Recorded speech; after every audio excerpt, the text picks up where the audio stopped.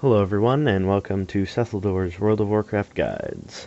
Here to bring you another Druid guide on balanced Druid glyphing for PvE and PvP situations with Seth's Druid, Taladorna. So, first we're going to look at the prime glyphs that a balanced Druid would use. That would be Insect Swarm, which increases damage of Insect Swarm by 30%. Star Surge, which when Star Surge deals damage, it will reduce the cooldown remaining on your Starfall, which is your passive AoE ability, by 5 seconds. There's Wrath, which Wrath does 10% more damage to targets afflicted by Insect Swarm. There is also Moonfire, which increases the periodic damage of Moonfire by 20%. And finally Starfire, which your Starfire ability will increase the duration on your Moonfire by 3 seconds up to 9 additional seconds. So, as for me in a PvE environment, I would definitely take Wrath because you're going to find yourself casting Wrath a lot.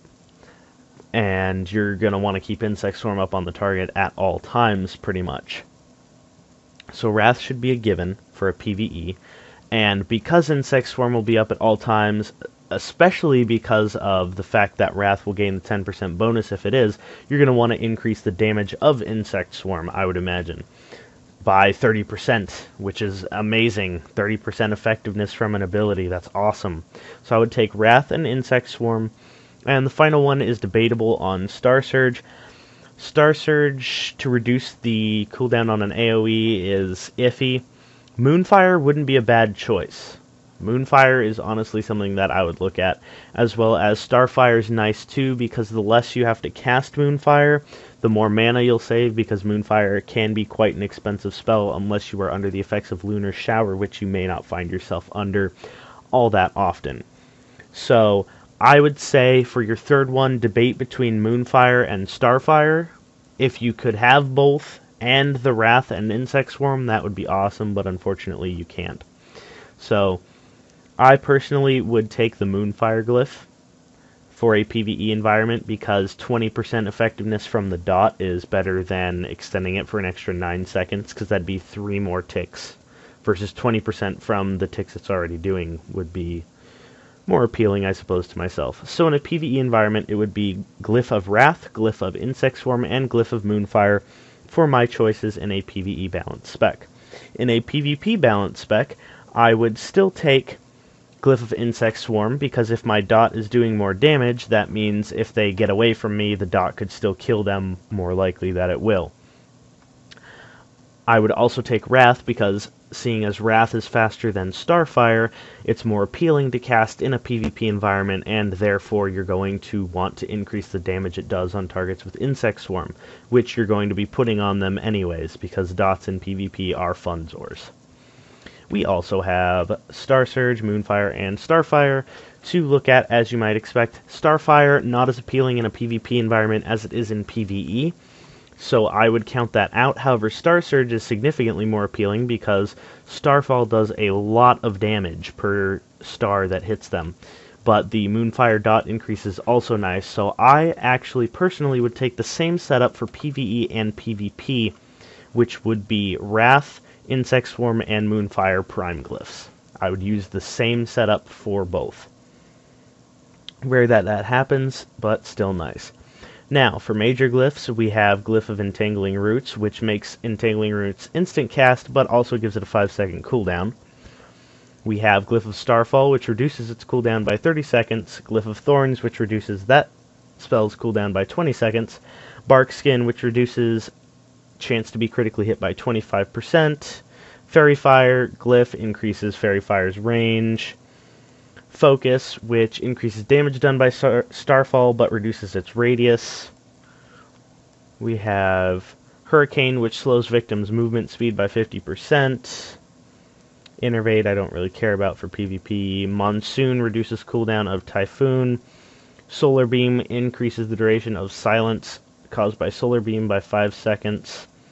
So there's a lot of good major glyphs for a balanced Druid, to be honest.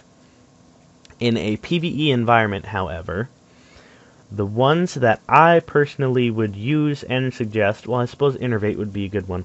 When Innervate is cast on friendly target other than caster, the caster still gains 50% of the Innervate's effect. So that's still quite nice to pick up as well, I suppose. And also Rebirth, players resurrected with Rebirth return at 100% health. So for a PvE environment, I suppose I personally would take Focus to reduce the AoE of Starfall, but also increase its damage. That way you don't accidentally pull something. Trust me, it's happened to me before. I would also recommend picking up the Glyph of Innervate. That way I still get mana back when I throw it on someone else. And finally, Glyph of Starfall, because that's still useful even when it's just the boss, because it's passive damage that you're doing. So the more you can pop that off, the better as well. So for a PvE situation, I would use Major Glyph of Starfall, Major Glyph of Focus, and Major Glyph of Innervate. In a PvP situation, definitely Glyph of Entangling Roots. That is an awesome glyph for PvP. If you can instantly root on the run, that is sweet. If you're getting chased by a guy and you got the flag, root him, go back to travel form, and get booking it. If you're chasing someone down, root him, and there you go. I would also look at Barkskin as a good option, as well as Starfall. Focus, not so much. I'd rather have the larger area of effect with Starfall in PvP. Hurricane I don't find myself using a lot in PvP, however, if you do find yourself in a lot of AVs perhaps, where you're defending, that could be very useful. I personally don't think it is. Innervate, not concerned about other people's mana in a BG. Monsoon, reducing the cooldown of Typhoon would be nice, because that's my knockback and another slowing effect I can provide, as well as the Solar Beam silence effect being extended by 5 seconds. So, I would recommend to you in a PvP situation as a balanced druid, the Glyph of Entangling Roots, Glyph of Monsoon, and Glyph of Solar Beam. So your silences last longer, you can knock back and daze more often, and you have an instant root. That would be my suggestion in a PvP environment. There are also appealing things to all the other major glyphs, but that's what I personally would use if I could afford all those glyphs. Now, let's take a look at the minors, some interesting ones. We have Dash, which reduces dash cooldown. We have Mark of the Wild, which reduces mana cost to your buff. Unburdened Rebirth, Rebirth no longer costs a reagent. Aquatic Form increases swim speed even further. Challenging Roar reduces the cooldown. The Treant, your Tree of Life form now resembles the Treant because they've changed it now to be kind of like one of those ancient guardians in Darnassus. And finally, Typhoon, which reduces the mana cost and increases the radius, but no longer knocks back. So in a PvE environment, it's attractive to pick up Typhoon if you pick that up in your PvE spec, because you no longer knock the mobs back. I know that bothers a lot of tanks, so you can pick that up and be nice.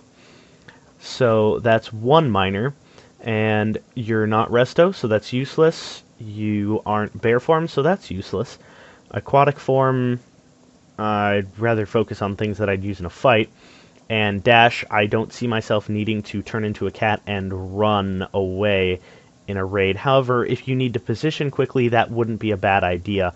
I'd rather just run there and Moonfire spam with Lunar Shower than turn into a cat and dash, though. So that leaves Mark of the Wild, which saves you some mana on the buff, and Unburdened Rebirth. I would suggest you pick that up, definitely, especially if you're the only druid in the group. That way you don't need to carry around reagents.